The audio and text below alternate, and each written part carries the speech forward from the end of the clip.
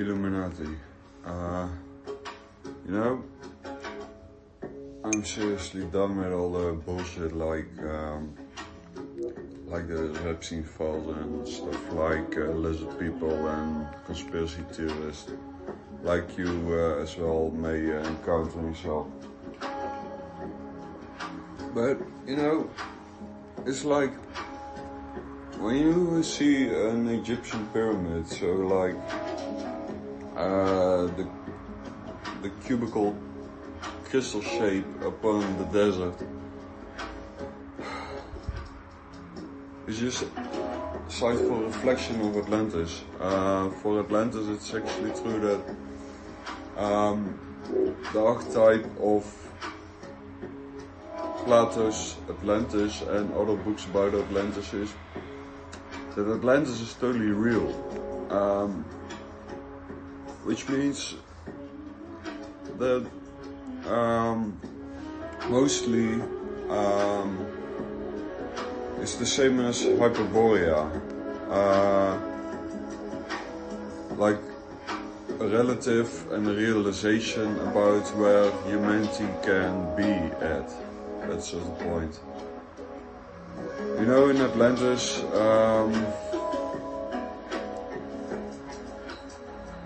it was so, in my meditation I found out that some people wanted to harvest kind of energy of crystals and other things like blessings of nature and earth. Doesn't mean a crystal or mineral is bad, but you know, manipulating power, manipulating kind of the real vibrant energy that is retained as spiritual from like being part of nature in kind of a luminatic way instead of Illuminati. And you know, that's where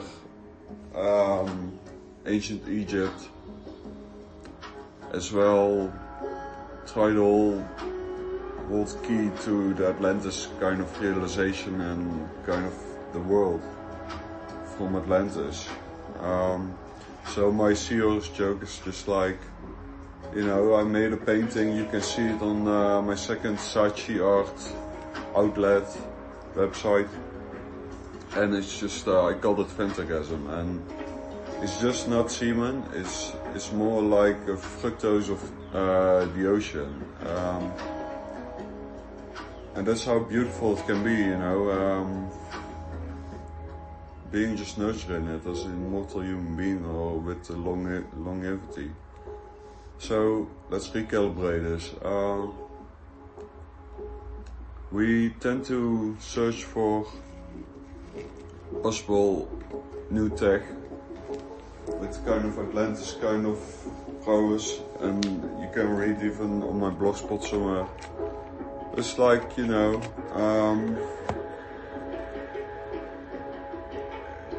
what makes society drift on its way of energy gathering is just like, you know, it's not, I wouldn't even say that church did so many satanistic things or like occultive things, like, you know, a witch, which makes that makes a kind of a symbol in honor of the flower of Gaia, or the flower of Mary, or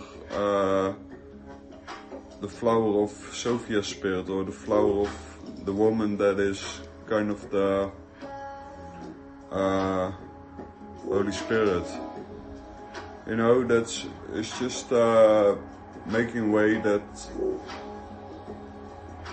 sometimes it's not really belief, it's just like, you know, my own experience. I have kind of this old series I started, or I did when I started painting with acrylic, and there's just like Atlantean glyphs on it, something like that. So I wouldn't say that's necessarily about Illuminati, but like, you know, when I was a little kid, like, and when I was young, I felt like kind of the dark energy of lizard and reptilian people, like what you hear now about conspiracy nowadays with kind of the EPSI files being released and stuff like that. And you know, to make you rest assured that it will come to a good prospect if we just let it happen that the system of the Illuminati can collapse, because there's two things happening. Every ancient script, every even older than the Bible, or older than all philosophy's books. You know, on Stairway of the Netherlands, the cabaretier, the comedian said like, oh yeah, so if the Bible is, you know, the Bible is true because everything is written, and then Hans possibly would have wrote, God doesn't exist, saying that that's also written. But you know, that's fun when you watch it. You know, that's like totally the satirical play that is up to date, or was up to date in the period, and maybe still is. But let me tell you, when Atlantis, you know, my own meditation, meditating and remembering my Atlantean archetype or my Atlantean life, if you know it would have been true or is true, it is true, because Atlantis is the archetype that exists through history. You see it in different arts. Then, you know, I was kind of like the first son of a kingly man or kingly priest. And, you know, somebody that's more vulnerable, more feminine than God, in the Christian way of God. So, you know, there was kind of somebody I know of my past life experience, or just when I was a bit in my puberty. And the guy is kind of like my little brother from Atlantis. You know, my father at the time, if it were for Atlantis, said like, Sjoerd, or whatever my name was, I won't tell you because I wrote it in private, but what do people have to learn, you know? And you just mediate with the stars and the galaxies. So you know, that's kind of fucked up high, in essence. And you know, when that Atlantis kind of undergoing was happening, you know, there were like this Lemurian apes, and so actually a bit like Neanderthal in essence, but like ape-like people. They were like, yeah, we're gonna harvest on the energy and we're gonna crux the world because we want to control and power. So the archetype of Atlantis is totally up to date for these generations. But you know, it's apart from the Illuminati pyramid, what actually is the pyramid of Egypt, of the whatever you see on a dollar bill.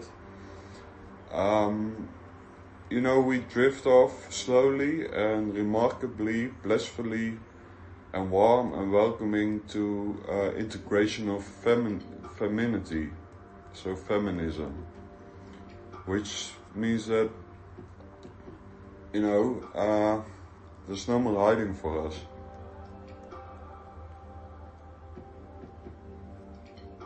And that's the cause of what why I'm so fucking lucky, because I'm just kinda like, I'm like a lizard myself, you know, like a little lizard, like Hagedis that hides between the rocks in France, for say. And yeah, those little creatures are kind of like the most beautiful creatures that I confine myself with in my purest form. And So, you know, we want all Atlantis 2.0, but there's as well Hyperborea.